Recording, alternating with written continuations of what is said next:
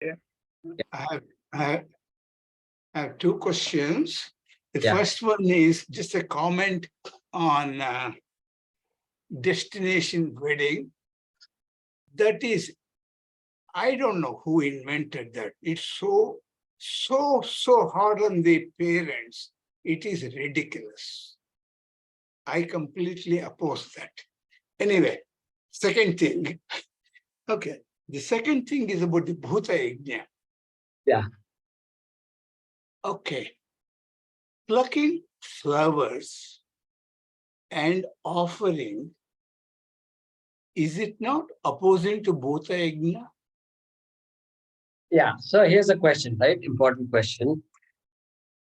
This offering flowers is a very entrenched practice in our dharma. In our all Hindu families, it is natural. It's very natural. I mean, Yes. have flowers in your own garden, that's okay. Now, people do that. Otherwise, you buy flowers, like sometimes we buy flowers. Okay. So, our Ramuji sent a message about plucking flowers, etc. So remember, we should always remember this. There is always a right and wrong in every situation, correct? In every context. So what is right for me when I was a teenager is not right for me now. Yes. What was right for me when I was a baby is not right for me when I was going to college. Yes. Therefore, we can never say categorically whether something is right or categorically whether something is wrong. Okay. Now, the plucking of flower is actually was suggested because it's a way to connect with Bhagavan, which a physical activity called puja, okay, through flowers. Okay. And that flowers are something that fell down from the tree by itself. If you look at all these very parijata trees and all that, and you'll find a lot of flowers on the floor. We are talking about plucking flowers. Yeah. So I'm talking about starting from taking the flowers, unplug the flowers. Start from unplugged flowers. Okay, that is what I'm suggesting. Okay, because a lot of unplugged flowers. Then it's all dirty and all that. Well, you just wash, take those flowers and wash and use it. You have double joy, double bonus. Why? Hey, I got flowers, unplugged flowers. That is the first joy. Spread some cloth in the earlier night, it gets clear. First joy. Second joy is I'm doing puja with flowers. I'm able to put some ornaments. Ornament my Ishta Devata. Okay, this is one idea. Then you begin plucking flowers without realizing that plucking flowers is himsa. Then what happens? We have in our places, sometimes they'll say, do not pluck flowers. There's a board written right there. Do not pluck flowers because there's a lot of different types of flowers there. And there also some people go and pluck flowers. And definitely plucking flowers where it says do not pluck flowers is not correct. Okay, let's start from there. It's not correct because it says right there, do not pluck flowers. And you can't argue with that. Very difficult argument. Okay, so this lack of studying the Shastram, Haraprasadji, puts us into a lot of problems. Because we get stuck. We are just fossilized in a particular practice and we are unable to go out of the practice, grow out of the practice. That's what is a problem I see. And Ramoji brought up that interesting idea of pollination and things like that. And you take away all flowers, everybody became a Hindu in this world. And guess what? There'll be a serious shortage of flowers. Correct. And bees and sparrows and butterflies will not exist. And that's it. Pollination is over. Yeah. And they'll have to find out some other way of getting this back. And we've already... Say that chaos theory, they say. Chaos theory. So, yeah, you're correct. Therefore, the point here to understand is there is himsa involved in every activity we are doing. Therefore, we don't say don't do it. Initially, we say go ahead and do it. Until I come to a point where I can recognize, oh my God, himsa is involved in this also. So I have to find a creative way to do this. If I still need flowers, I can buy this brass flowers or silver flowers. I have silver flowers in my puja room. Yeah. Where I need it, I use the archana I want to do, I will use those flowers. Yeah. Why? Because People make it of silver and gold also. Swarna Pushpam. do that. Swarnam, whatever is required, you can do it. Okay. Small, big flowers, whatever. And so that we have to grow out of some of this. But we should not categorically tell people, no, you're using flowers. I won't come to your home. No. That's a dangerous thing. That is himsa. That is also a lot of himsa. Yeah. So that is why this whole growth process is very interesting. Everywhere I see, we need to grow out, grow in, grow out, grow in, grow out, grow in, grow out. That is why I said earlier, we cannot categorically say it's wrong or right. Some people are recycling flowers. Did you hear this? And they are recycling the flowers and making some more, all these agarbattis and all that out of it. And it's a big business that is there because many temples, so many flowers are there. And so the used flowers, they're doing all that. So that's a good thing. But yeah, it only tells us this. It tells us that there is no shortcut for anything. There is no, this way you get moksha. If you do this, you get moksha. There's no such thing like that. Everything you do, you know what? In the US, when I was studying up all these animal rights and all, I was really into it. I was shocked, first of all. And then I didn't even think that, when you buy a certain thing, animal abuse is involved in that. Okay. And so I used to then be part of these human rights organizations and all.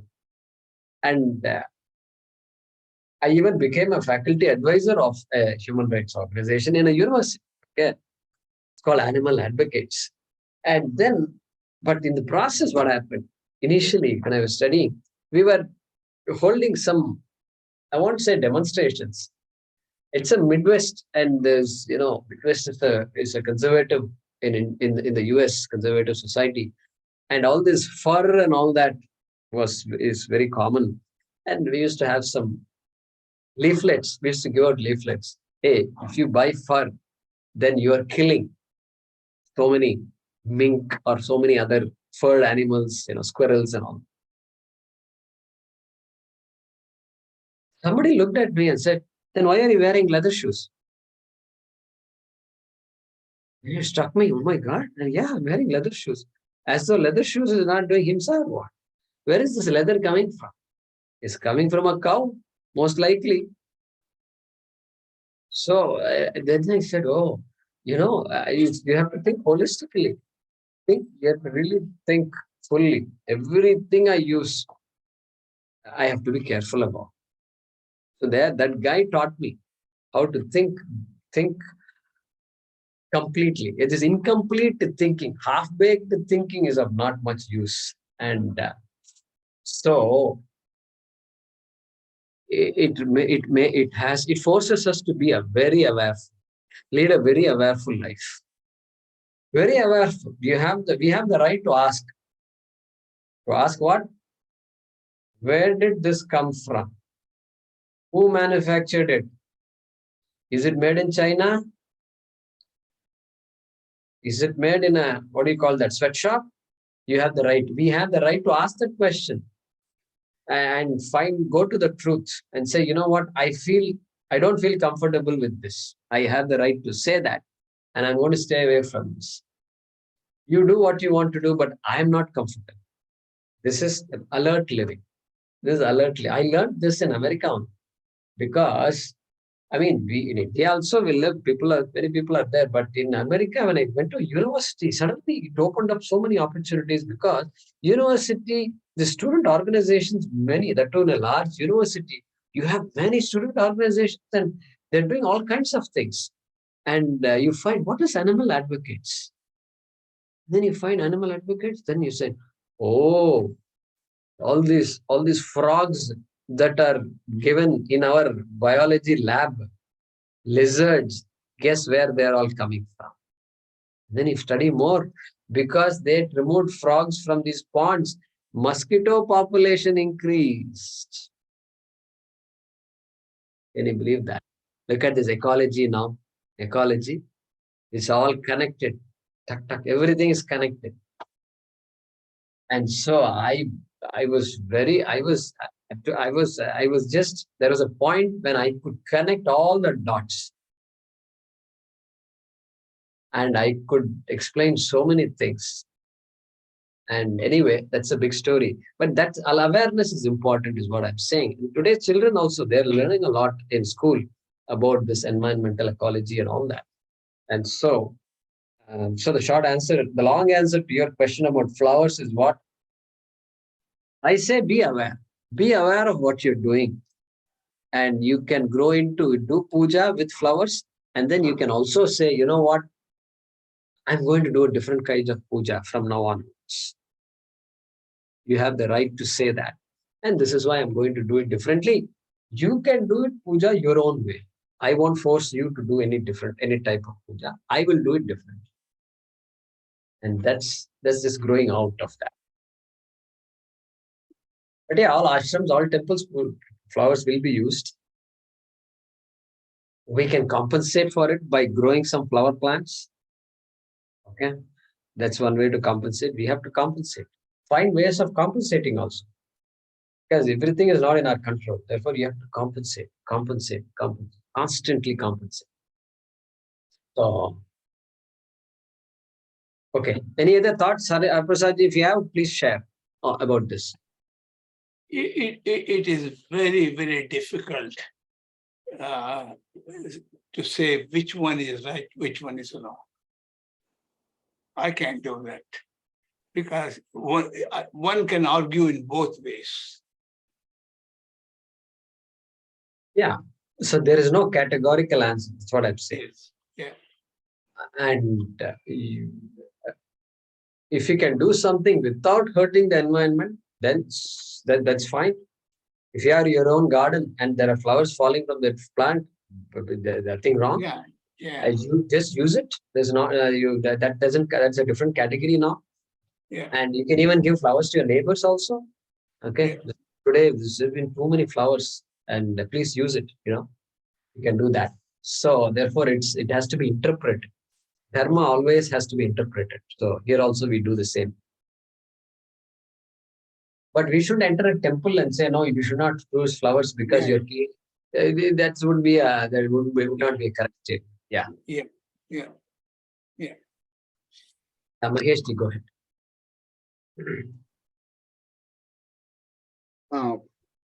My question was, when you talk about that 5 yajnas, Panchamaha you said about Brahma Yajna, but don't we do Brahma Yajna every day after Sandhyavandana?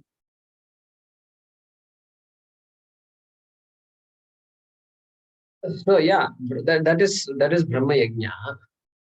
That is the name of that Yajna. But the Brahma Yajna we are interested in is Adhyapanam, right? Adhyapanam Brahma Yajna. What is that Yajna then? Huh?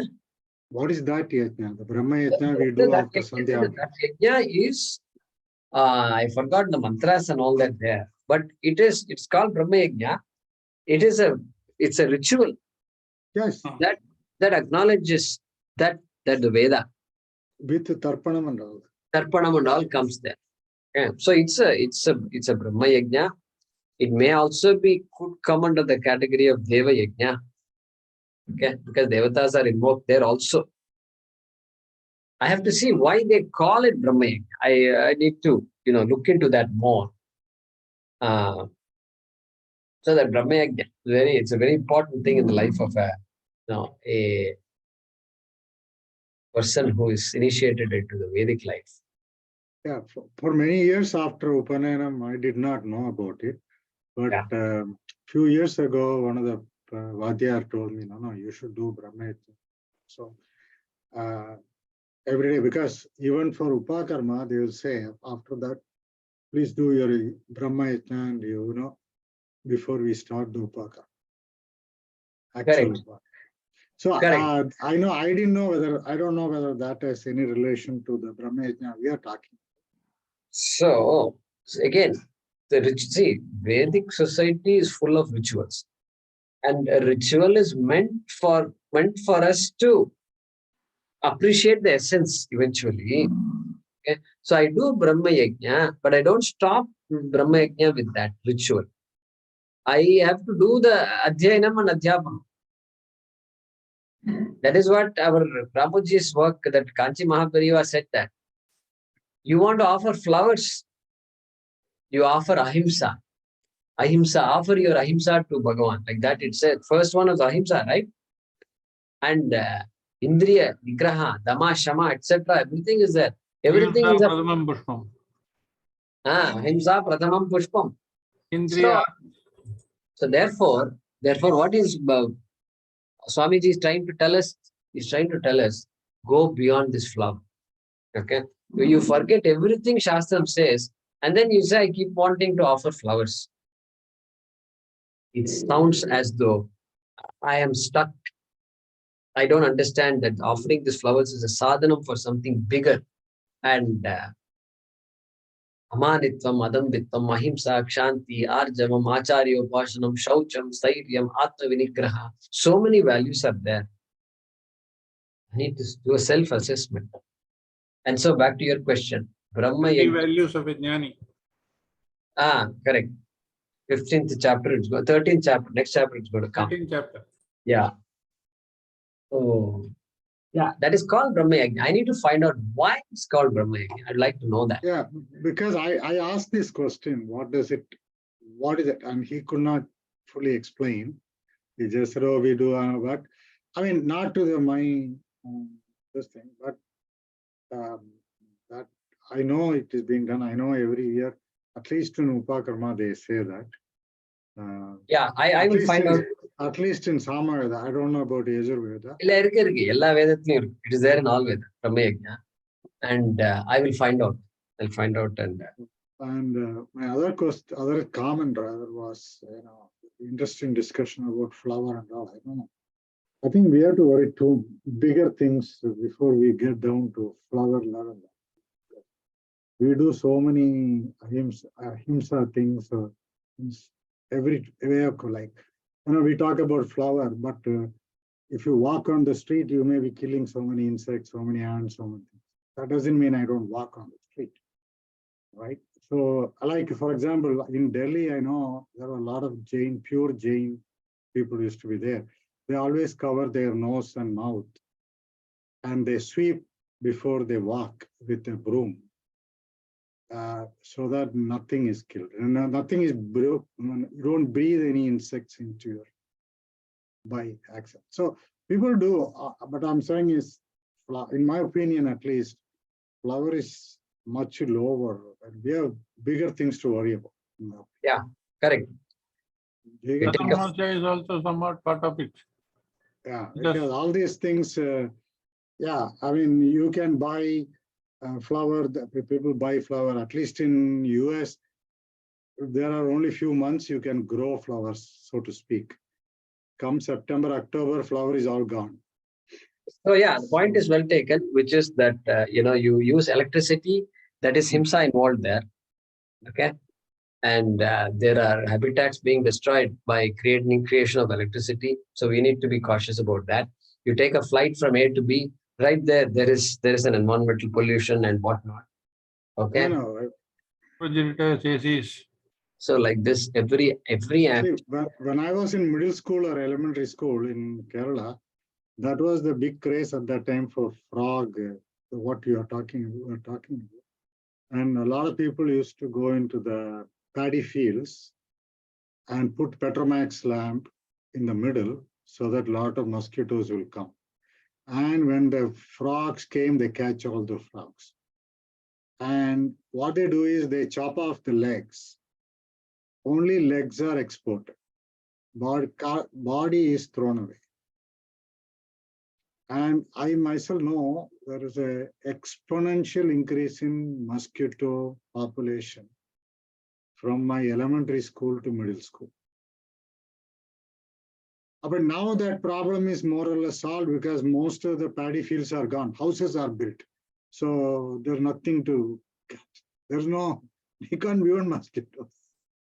Yeah, So exactly. this is, I mean, those days they say, oh, they're all exported to America, but I don't know, America could be Western countries, but colloquially speaking. But Yeah. that was very, very, I mean, that I myself have seen.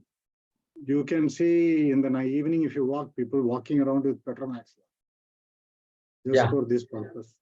Got it. So there's a lot of things. I mean, flower is, in my opinion, is the lower level. We have to really solve the bigger ones. We are doing damage.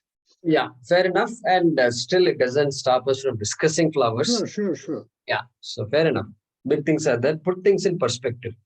Thank you, Mahesh ji. Yeah, Narayanan and Meera.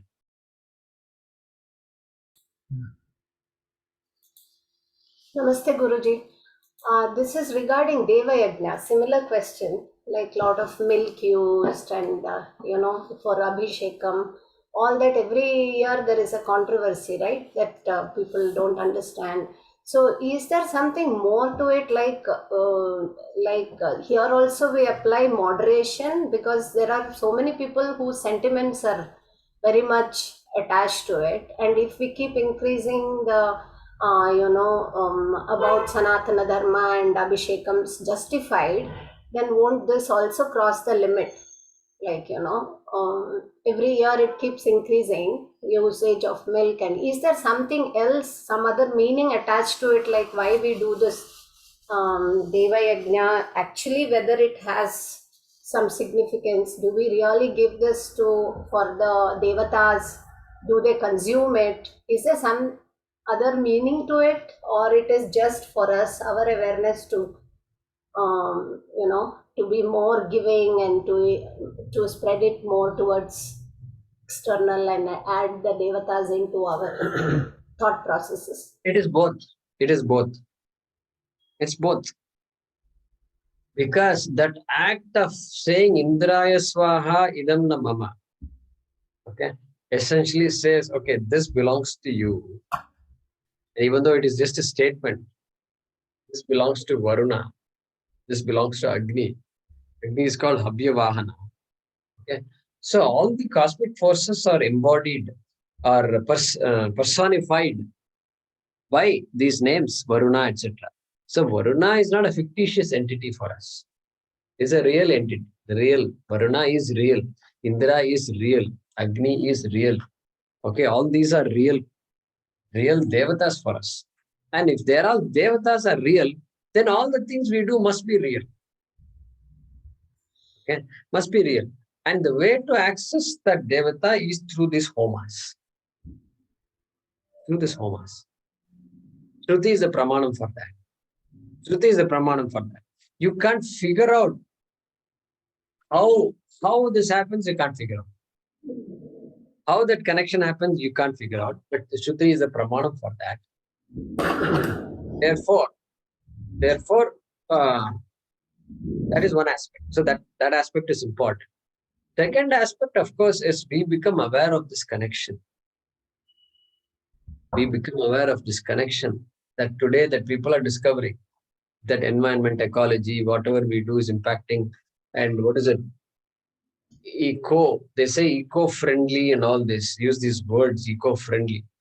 This eco-friendly is not new to us, to Vedikas. Eco-friendly is natural for us because of our Vedic backing. But at the same time, I've seen our own Hindus also abuse the system. They are totally unaware of all these connections, and they don't get involved in all these discussions of all this himsa and animal abuse and all that. Many of them they're not interested in this kind of topic also sometimes. That's very sad, And so we need to just discuss it again and bring it back to the forefront. When we talk about environmentalism and all, this Vedic yajna has to be brought in. I see a lot of connection, a lot of opportunity there. And therefore, all this milk and all that you're talking, those questions will come. Somebody will ask you, oh, then why are you pouring so much milk? Okay. Here you're pouring so much milk. Okay. You poured so much milk in your mouth. What happened to that body and mind? Anything good happened out of that or what? So we are pouring milks into our stomachs. Nothing good has happened. So at least here the Veda says you do something, some buddhi will come to your head, it says. So there is a particular way of doing it. Yeah, but you don't want to abuse the system. You don't want to go overboard. And you are killing cows. You're killing cows, okay? Cows. People who are telling us all this, I'll tell you, you're killing cows. Look at how many slaughterhouses are there. And look at the way you can see videos of all these slaughterhouses in the YouTube. The way they kill the cows and all, it's just you can't even sleep if you see all that. So you stop all that stuff. Before you come to us about milk, you first stop your dirty business first. And you say halal this and halal that and this, that, and as though the cow says, oh, you're going to kill me the halal method? Oh, thank you, kill me. This is halal stuff. So we have to put everything in perspective. And yes, milk, throwing milk constantly also, you should not make it is an Ayurvedic prescription. The body, actually all the honey and milk and all these other things that are applied, actually it's supposed to be done on the body. So, we pay a lot of money and go to all these Ayurvedic clinics, hospitals. They do that. They do all this pancha. What is it called? Pancha? All that they do. Panchakarma. Yeah. Panchakarma, correct. Panchakarma. So they do all these things. So we are doing exactly the same thing to that body. See, what do you offer? You offer fruits. Why do you offer fruits? Because I like fruits. Why do you offer dry fruits? Because I like dry fruits. So everything we like only we offer to Bhagavan. So all this Abhishek also is really oil bath. People take oil bath. Why waste oil on your body like this? Oil is supposed to be put in the food, in the kitchen. Why did you get into the restroom, bathroom? Wasting so much oil. Hey, it's not wasting so much oil. It is also meant for our well-being only. And so we are just expressing that. And we just have to take care while expressing it to Bhagavan. Homa also helps in creation of rain. Which one? Homa smoke. Helps in creation of rain. See that. Because it does the seeding of the clouds. Seeding on the cloud. Look at that. Typically, you notice that on the day of Diwali, with all those smoke and crackers, it rains. Yeah. Oh. So in Panyal, there is a yajna. After that, they set fire the yajnashala. Immediately it rains. Oh, in Kerala, there was a research also. Yeah. That's an important one. Yeah, definitely. Dhanyawada, Guruji. Huh? Yeah. All right. Yeah, Vaidya. So Jaykumarji, on the topic of Abhishekam, traditionally, that milk or Panchamridam and other things are collected after the Abhishekam and distributed, even for milk. That's how we do. At home, when we do Abhishekam, at a puja, we collect the milk. So perhaps a compromise could be to encourage your local temple to collect the milk and distribute it to devotees after the Abhishekam. It's come from Bhagwan, doubly sanctified. It is that way only. In Delhi and all, on the Shivratri day, Yeah, one person at a time. Day, Shivratri day, they collect us because so much milk is you put on. They collect. I remember very well. All the chaiwalas take it for the next few days, or people distribute. In the US, the problem is the liability is the issue. Because somebody falls sick, if you distribute, your institution or you could get sued. So Yeah. but it is disposing milk is not an easy thing. It's a COD, BOD are so high. It is Right. extremely difficult. So So then in change from milk to panakam or something like that, you know. Yeah. So Make in it Columbus Temple, non-dairy. Sorry, this is Math Vijay Kumarji. I'm not on video today. In Columbus, one of the temples, after the Abhishekam, they make payasam with that and distribute to all the devotees. So they recently started doing that because there are a lot of questions, people are like, you're wasting gallons and gallons of milk. So they started making payasam right after the Abhishekam and started distributing. Good idea. I think we should take all these ideas and Yep. should be given to HMEC, Hindu Mandir Executive Conference, and let them discuss it, make it available to other temples. Thank you, Madhviji. Remaji, go ahead. There is a powerful forest fire raging on the eastern coast of Canada. And there is a lot of pollution because of that, because of the heat, because we had a heat wave. And so the forests are burning. So we had a Chandi Homam here and there were many Homa Kundas, etc. Now the dialogue between the government and the people who have these organizations is whether we should ban these homas and events because they have no idea of why the Vedic aspects of why we do certain rituals, etc. So what kind of an answer would you like to give? Because pollution is there because we drive cars, we do many things. But if it comes to restricting homas and things like that, it is something that we have to resolve at a different ratio as compared to the forest fires and the burning a hole in the ozone layer. Yeah, so we have to do a scientific analysis of pollution due to forest fires, pollution due to cars, let's say, pollution due to aircraft, pollution due to whatever, dash, pollution due to homas, if you consider it to be pollution. Let's say pollution for now. Just tabulate everything. I think statisticians can do a great job of these things. And tabulate it and see where our homa pollution comes. And they are going to be in for a surprise. My feeling is. And they'll be told, you reduce your air travel. Okay? They'll be told that will be the result of that study. And forest fires, if it is big, then in terms of pollution, then you have to find a way to control it. Because you might say forest fire started by itself, but then you must have the way to stop it somehow.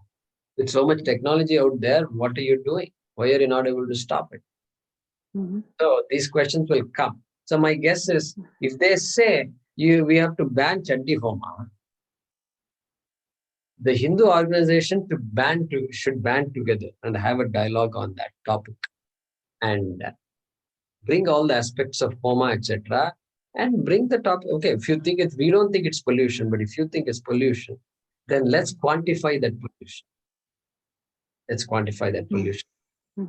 Then let's talk about not how to ban Chandi Homa. Let's talk about how to reduce pollution in Canada. Let that be the question, how to reduce pollution in Canada. Then they'll be a bit surprised about the type of things that will come out of that. Chandi Homa will not appear in that list. I don't think so. That's my feeling. They actually, several celebrations here require fireworks for the entertainment of the people. They were all banned. They were not allowed to have fireworks, which was reasonable.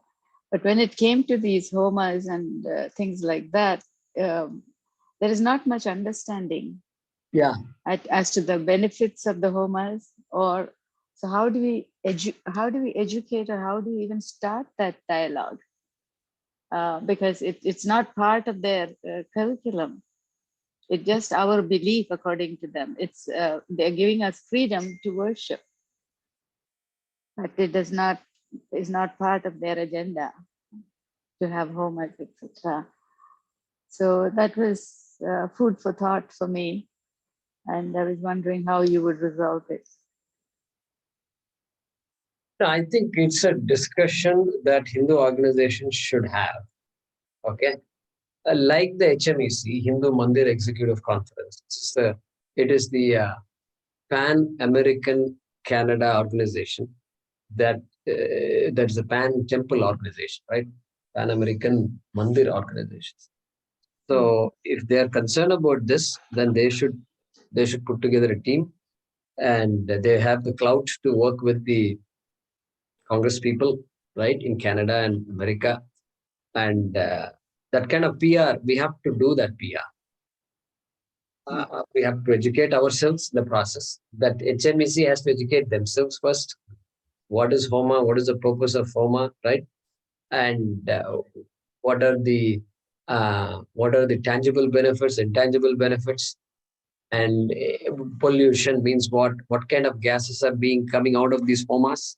They have to do a lab analysis. They have to take the gas and do an analysis, and then quantify it, and then keep it objective. I mean, it is what it is. Smoke is smoke. We're not saying there's no smoke coming out of Chandi Homa. There is a lot of smoke. And what is causing that smoke? Let's quantify everything. I like to see that result. And if it is dangerous for human whatever, then we should not. Then we are actually been breathing that Homa smoke in all the Homas. The fact that we have not seen any negative impacts of this smoke on humans per se, the Homa smoke. Of course, those who have the respiratory problems, etc., are impacted by that. But let's quantify it properly. Let's quantify it nicely. It has to start sometime. That's what I'm saying, Premaji. If we let go of it now, then again it will come back. It will come back to bite us. And that is why these things become hard. In a foreign country, native practices of other countries generally won't fly. I thought of generally it is, we can spend hours and hours doing research, but finally you are vague, your religion is voodoo, and you are a pagan, and you're doing all these things, and sorry, my dear friends, we are going to ban it. That's it, over. You got to accept it. And the two things I think what you're saying is first educate yourself to find out what the benefits of the homas, etc., are, which is our primary belief and practice. Second thing is to compare it with the levels of pollution by other means, and to what extent we are contributing, but to get a consensus from the Hindu community to come and study it and to put it into practice, so we do have something, even a small measure. That effort is, I think, whether we are successful or not, that is, again, we can leave it Vedantically and say, well, whatever. But to have something happen, instead of just closing down things and saying, no, you cannot do this, you cannot do that, there is a process involved, and we need some guidance as to how to go about it. I think what you should do, or you or your team can do, is to introduce this challenge and through an email or a phone call to HMEC and say, this is coming up, guys. In Canada, it's a big thing. And at the next conference, please discuss this. And discuss it and take it forward. It's going to come. It's going to affect all Canadians shortly. And maybe it has to be discussed sooner than the next conference. Okay. So there is an avenue. Fortunately, there is an avenue to discuss this, is what I feel. But, it's been a while, been 8-9 years now since I left the US. So Vaidya and others maybe have better ideas on. But I think there is opportunities. You have to discuss this. You have to discuss it. And there are scholars in America They know about homas, okay?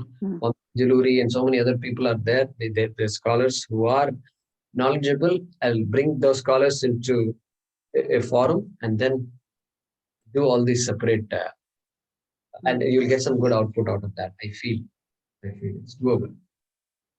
As an individual, it's not possible, but as a group, it's doable. Thank you, Guruji. And HMEC is an established organization for many years now, since 2010 or something, 11 they start. So they have a good track record. And so. Yes. Thank you, Guruji. Thank you. Abhishek ji, go ahead. Yeah. So I just wanted to change the topic little bit. Means my question is on a really different subject.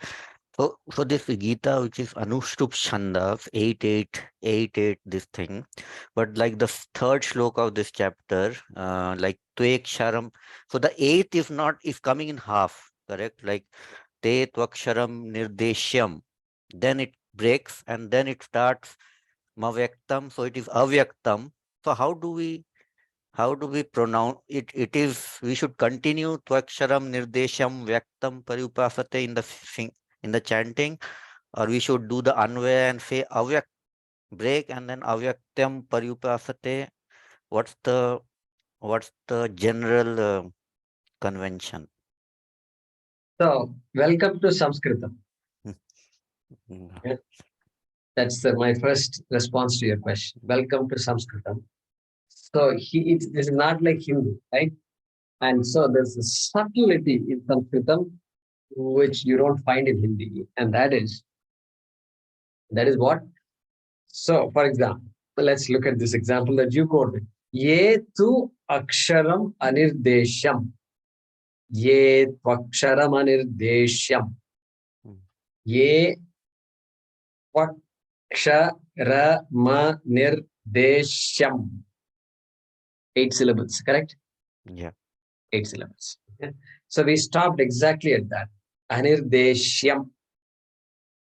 We stopped. Anirdeshyam is the actual word.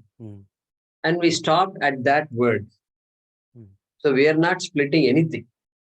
What we are splitting is the way it's written. The way it's written, Anirdeshyam Avyaktam. The next word after Anirdeshyam is Avyaktam. And you don't see A there. Do you see A there? No. अकारा नहीं है वहां पर. हिंदी में तो अकार रहना चाहिए, लेकिन संस्कृत में क्या होगा? अनिर्देश्यम. हिंदी में अनिर्देश्यम नहीं है. That comes as a full ma, whereas here you have to put a dash underneath the ma, makara. So in Sanskrit the formula is makara, that is with a dash, plus akara is equal to the ma without the dash. Let me repeat that. Ma with a dash underneath plus a is equal to ma without the dash. Okay. This formula does not exist in Hindi, correct? Yeah. Correct. Only that ma without the dash exists in Hindi. But here, no, that ma without the dash is meaningful. It has 2 letters in it. One is a consonant, which is ma with a dash, and a is a vowel. Therefore, we have no conflict now. Why? Because anirdeshyam, that ma that you see there, is really ma without a dash. Therefore, it is equal to ma with a dash plus an akara. The ma with a dash goes with anirdeshyam, and a is left out, and a is the first letter of the word avyaktam. And therefore, that Anushtup Chanda is maintained. 8 syllables, 8, 8, 8. So we have to put avyaktam, like the next when we chant it, we have to chant it avyaktam, or we have to break at anirdesham and then break for 1 second for that beat to end, and then start with avyaktam. I should start, or just I should start vyakta. Yeah. I should pronounce the I should pronounce the in the next phase, or I should not tell the No, you see, because you did not pronounce a in the first quarter, you have to pronounce a in the second quarter. Anirdeshyam means the I is still remaining to be pronounced. If we had pronounced I, it should be Anirdeshyama. But no, Anirdeshyama, there is no word. There is only Anirdeshyam. Therefore, I is left. It has to be pronounced. And therefore, the next word starts with that letter A. And it turns out that Avyaktam is the word there. So, two words are there. Anirdeshyam and Avyaktam. They're really two words. Anirdeshyam, Avyaktam. But when they come together, then the A and the dashed Ma combine to form one Ma without a dash. So when you see Ma, that our Sanskrit, our students here are experts at this. Mhm. So they're experts. Thanks to, they also had this problem before. But, But so there they, are some school of thought, some school which chants it, like they don't break it. They say you should not break it. You should chant it as is, not without breaking it. If you break it, means the shloka, you should not break it. Although grammar, like from rules, it's correct. But when you are chanting, you should not do it nirdeshyam avyaktam paripasate. You should do nirdeshyam vyaktam paripasate, like continuous. You have to so do. I would say either those people have not studied Sanskrit or those people are very sentimental. Bhagavan ne aisa bola, to how can you change Bhagavan's words? We are not changing Bhagavan's words at all, really speaking. In fact, we have no right to change Bhagavan's words. No right. But that is Sanskrit formula. It's a formula. That's how it works. So there are places where you can't break like this. There are places where you can't break like this. Why? Because the word is not ending exactly at that eighth spot. Like, for example, what? What shloka? That long thing. What is that long shloka? I'm not getting it. Get in the Vibhuti Yoga, lot of them are there. No, Vibhuti Yoga kadayadu. No, that is all Trishtam. I'm taking within Anushtup Chanda itself, there is one shloka where you can't. There you go.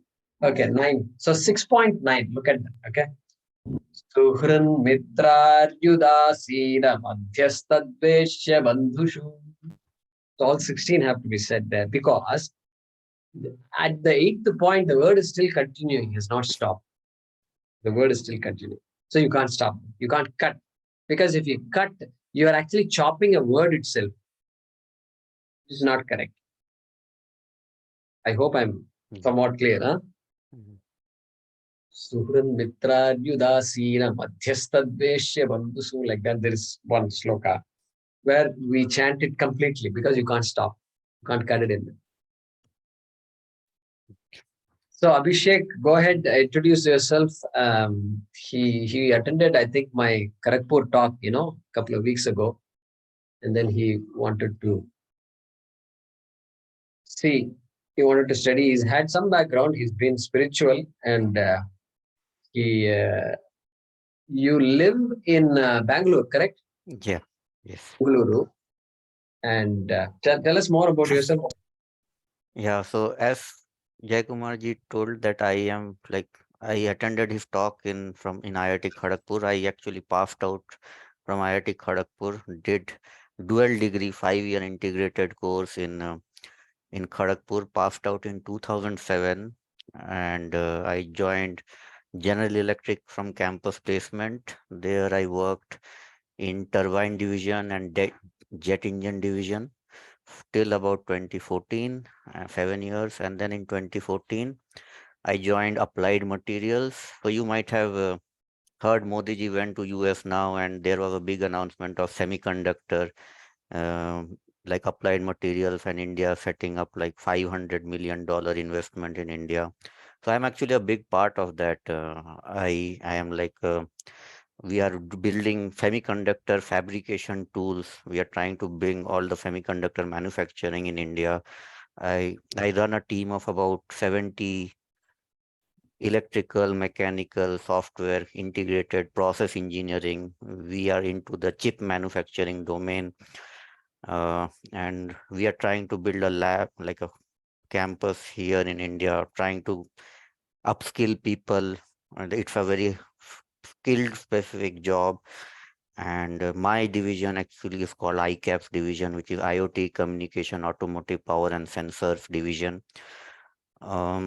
It's it's almost a $9 billion revenue, and I lead all the new product design, development, and customer also issue resolving. So we have a team in India, about 70 plus people in India, which is the largest team globally. In India, team is almost 5-6 times any other. We have team in Japan, Europe, US. So if you search my name, so we are like very high and innovative driven new product design. If you go and search my name in Google, patents.google.com, you will get at least 30 plus patents in my name as a lead inventor of all.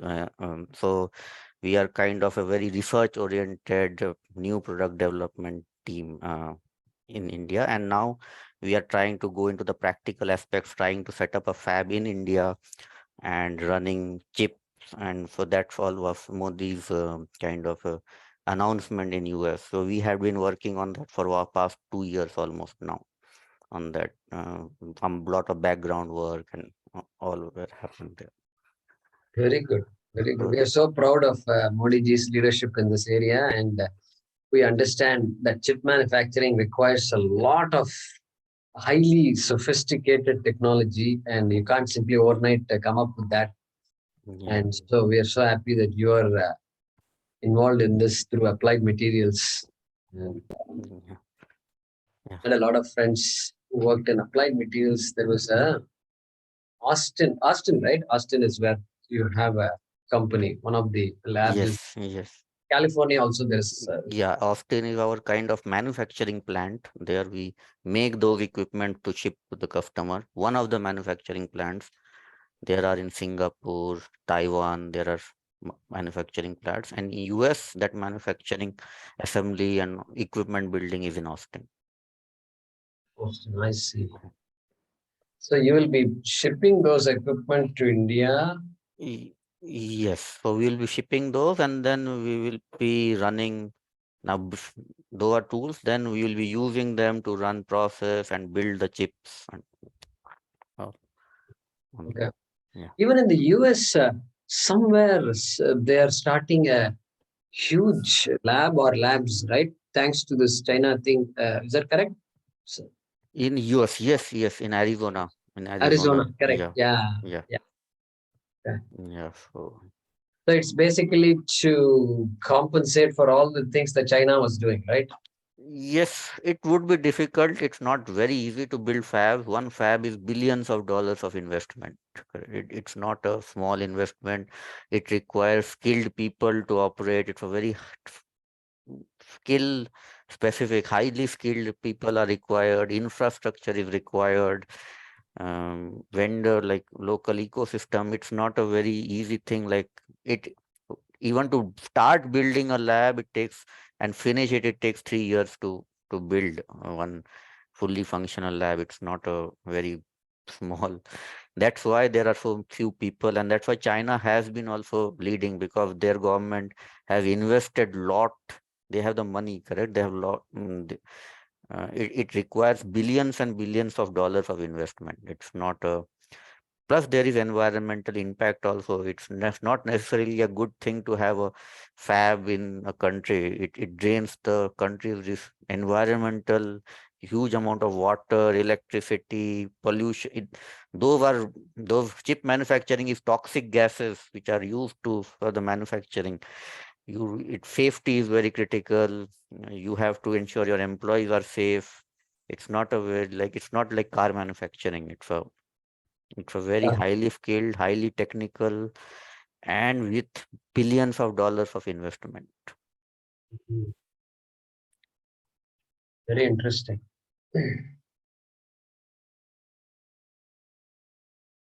Yeah, I used to hear that this chip manufacturing has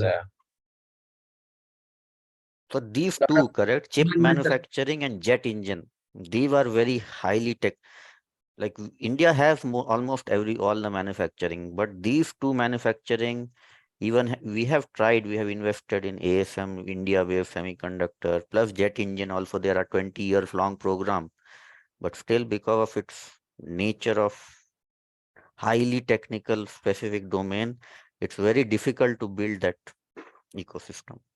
I see. So the Micron, what? So that's how why government is kind of Micron investment. It's 700. Actually, it's about $3 billion. 70% of that is being given by government money. The fund, 70% of the fund is given by government, but it will be 100% owned by Micron. Wow. So it's 70% of India's government money, but 100% ownership by Micron. Why are we spending that 70% giving away to Micron? Yeah. It's because it's very, very sophisticated technology. The same thing with applied material, like government is giving 60% of the money, and to set, that's why companies are even thinking, because the ecosystem here is not there. It might fail, correct? It's not an easy thing. Yeah. Yeah. Very ambitious move, is it not? Yeah, ambitious and long term, very long term. You have to think very long term. Correct. Correct. That shows America trusts the Indian government. I hope. I mean, they're getting a lot of money also. So that's a good thing. Yeah. Yeah. So we will pray that all these initiatives work well and more than achieve their objectives. Thanks for coming, Abhishek. Thank you for adding me to the group. Yeah. Thank you. Thank you. We'll conclude with this. Okay.